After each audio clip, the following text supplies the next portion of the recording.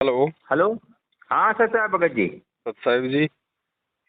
भगत जी हम गोसाईगंज से जुड़े थे भगत जी। जी। तो हमारा ये लोगों ने जब कोई थोड़ा भी तकलीफ हो तो जाऊँ वहाँ पूछने के लिए, तो ये शुद्धिकरण करा दो, ये शुद्धिकरण का ऐसे कर 10-12 बार शुद्धिकरण करा दिया भगत जी। हमको निलंबित कर दिया वहाँ से। अच्छा। भगत जी अब झटका तो बहुत तेज लगा, क्या करें हम भगत जी। इनके करने से आप निलंबित हो जाओगे क्या? अब भगत जी तो पता नहीं है, परमात्मा जाने। भगत बोलते किसके परमात्मा हो? का आदेश आया है, तुमको नो एंट्री कर दिया सब जगह। तो आपने ऐसा क्या कांड कर दिया जो आपकी नो एंट्री करनी पड़ी? भगत जी ऐसा है कि जमीन का जितनी बार हो तो जमीन का वो वहाँ दरखास्त लगाते थे, तो वहाँ पे बोलते थे आपकी आपका खंडित है नाम, जाके शुद्धिकरण करा लो, इसीलिए जमीन नहीं बिकती है। अब शुद्धिकरण कराने में से 10-12 बार हो गया भगत जी। अच्छा, नाम खंडित होगा तो मतलब जमीन नहीं बिकेगी?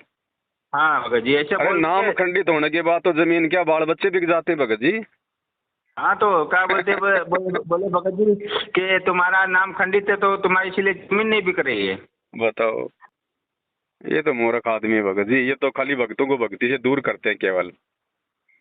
तो क्या करें भगत जी, कोई रास्ता करना क्या बताइए भगत आप। जी, भक्ति करनी है। भक्ति आपको मिली गई परमात्मा की, अब आपको कोई एजेंटों की जरूरत थोड़ी है। आप और भगवान। जो भी अरदास करनी है अपने परमात्मा से अपने घर से करो भगत जी, अपनी अंतरात्मा से करो। वो अंतर्यामी है, उसको दलालों की जरूरत नहीं है, उसको पैसों की जरूरत नहीं है बीच में किसी की अरदास सुनने के लिए। हाँ हाँ। इनके क्यों चक्कर में पड़े? वो तो आपकी अज्ञानता थी, आपकी नासमझी थी जो आप इन लोगों के चक्कर में पड़े। 10 बार नाम शुद्ध करवा लिया। अरे नाम कोई कोई भगत जी कोई टूटता थोड़ी है। हाँ भगत जी। साहिब का नाम अखंड है और सकल सब खंड है। मर्यादा टूटती है भगत जी, मर्यादा भंग होती है, नाम थोड़ी भंग होता है। नाम क्या आप भूल गए क्या नाम को? नहीं भगत जी। तो फिर कहाँ से टूट गया? नहीं नहीं।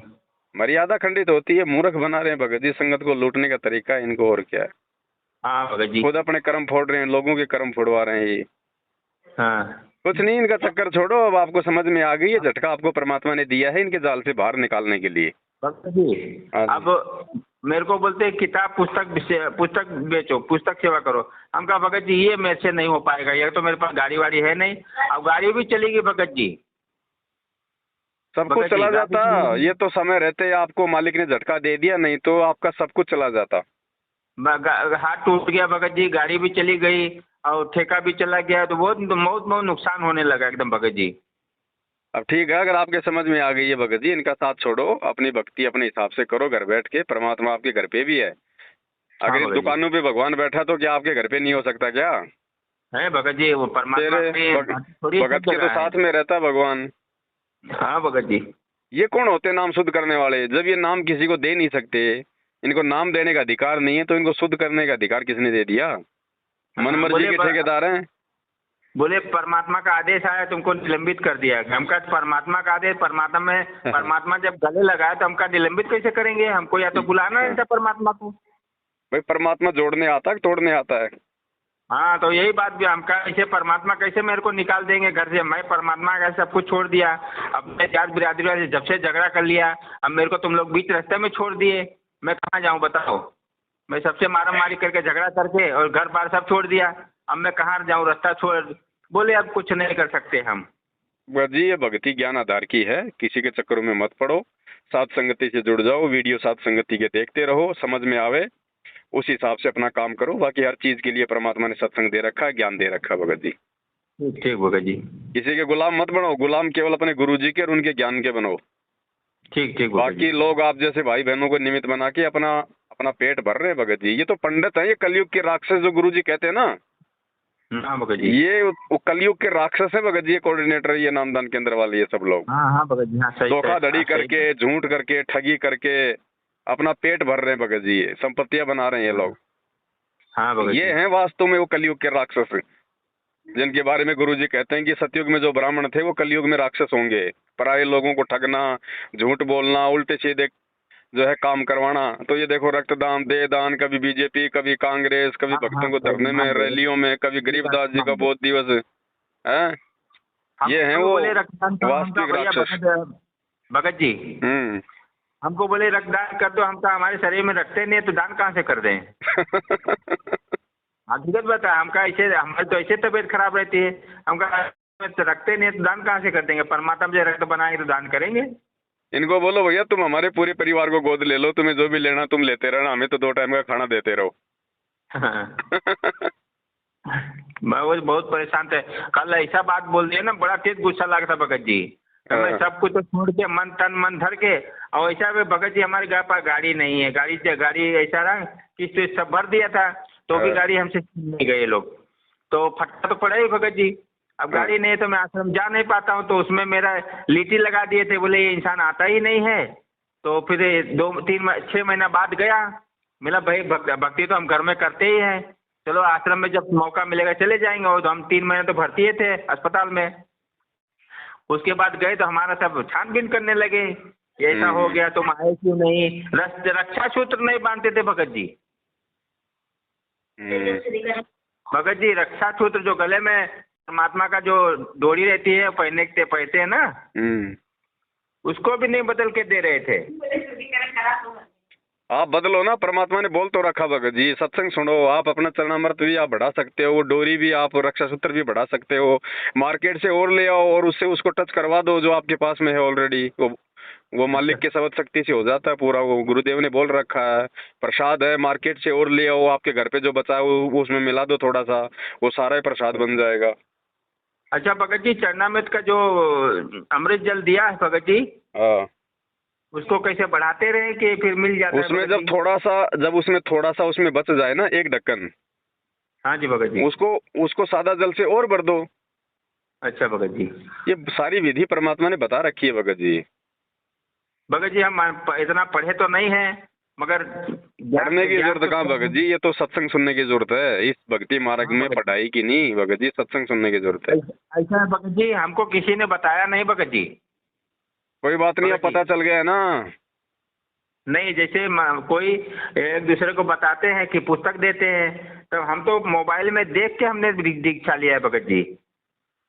कोई बात नहीं, जो भी है आपने, जो भी आपको मंत्र मिल गया, आपके परिवार को मिल गया, बैठ के गुरुजी के आने तक अपनी भक्ति करो, ना आगे का कोई मंत्र लेना है, ना किसी की कोई चमचागिरी करनी है, ज्ञान आधार से रहो, अपना काम धंधा करो। अगर भगवान इन आश्रमों में है तो आपके घर पे भी है, और इन आश्रमों में वो जाएगा जिसके घर पे भगवान नहीं होगा, और जिसके घर पे भगवान नहीं है तो फिर आश्रमों में कहाँ से उसको फिर परमात्मा मिलेगा, धक्के मिलेंगे उसको।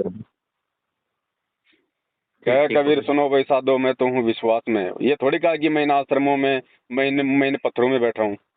नहीं भगत जी, परमात्मा तो सब जगह। ये तो धंधा है भगत जी, जहाँ आश्रम खुल जाते हैं वहाँ पे धंधा शुरू हो जाता है। हाँ, धंधा शुरू हो जाता है। आश्रम में हम उसी समय जाएंगे जब हमारे परमात्मा आएंगे, वो जहाँ भी रहेंगे वहाँ जाएंगे हम, उससे पहले कोई आश्रम नहीं है। भगत जी हम आपसे जुड़ना चाहते हैं, क्या करें? आपका व्हाट्सएप नंबर है क्या ये? हाँ भगत जी। तो मैं इसको एक साथ संगति के ग्रुप में जोड़ देता हूँ, आपके पास मैसेज आते रहेंगे, अपना देखते रहो। ऐसा बात बोल दिया ने लोगों ने, हाँ बहुत झटका लग गया। और दूसरा भगत जी, परमात्मा से है ना, एक बार पूरा परिवार मालिक से समय याचना मांग लो बैठ के मालिक के दरबार में, कि परमात्मा आज से पहले अनजाने में जो भी गलतियाँ हो गई। भगत जी 2 ही इंसान हैं। हाँ, तो दोनों बैठ के परमात्मा से ना जाने अनजाने की गलतियों की समायाचना मांग लो, और आगे से इन लोगों से बिल्कुल भगत जी वो कर दो, क्रॉस मार दो इन लोगों को। हाँ भगत, बात ही नहीं करनी, आना जाना देना तो बहुत दूर है।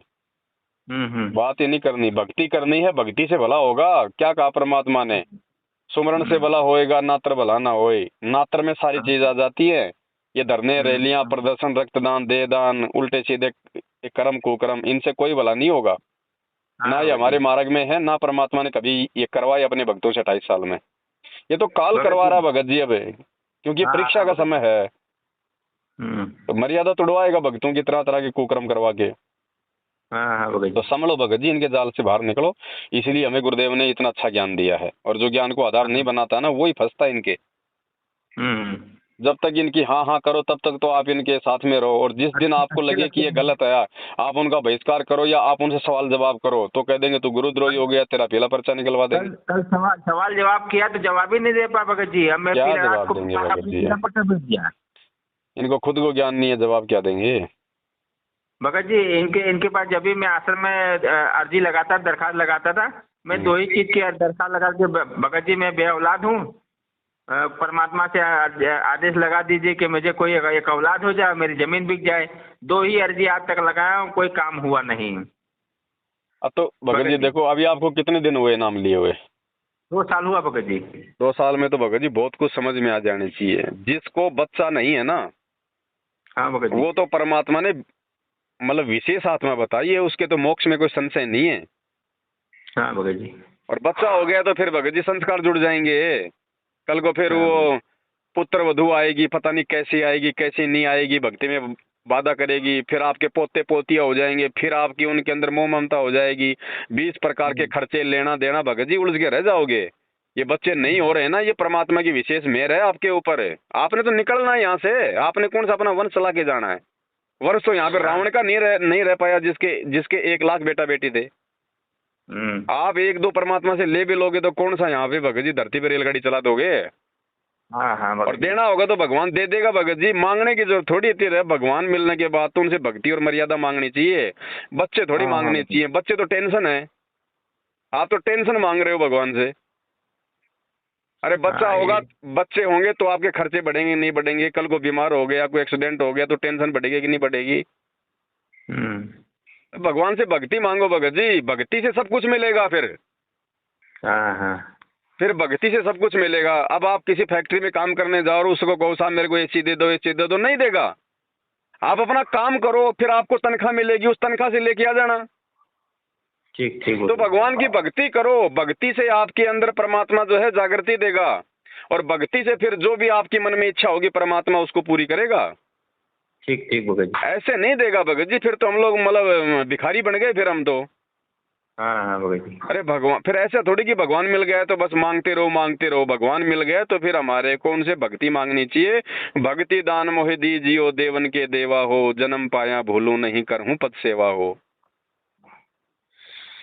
ये मांगते हुए तो भगत जी हमारे को असंख्य युग बीत गए भगत जी, यहाँ पे भिखारी का जीवन जीते जीते।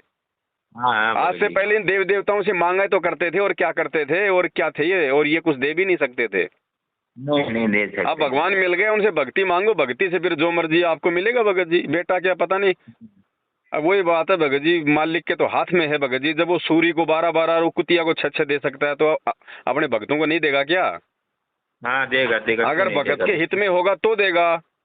हाँ। और भगत के भले में नहीं है, क्योंकि आगे का तो भगवान जानते हैं, आप थोड़ी जानते हो। आप तो बेटा बेटा कर रहे हो, और क्या पता वो बेटा आपका 12 साल का होने के बाद में मरना हो, उसका ऐसा कोई संस्कार हो। हाँ। तो परमात्मा को तो वो दिखाई दे रहा है ना कि आगे चल के फिर ये महादुखी हो जाएगा, फिर ये भक्ति छोड़ देगा। हाँ। तो परमात्मा ने आपसे भक्ति करवानी है, भगवान को तो आपके आगे का जीवन दिखाई दे रहा है।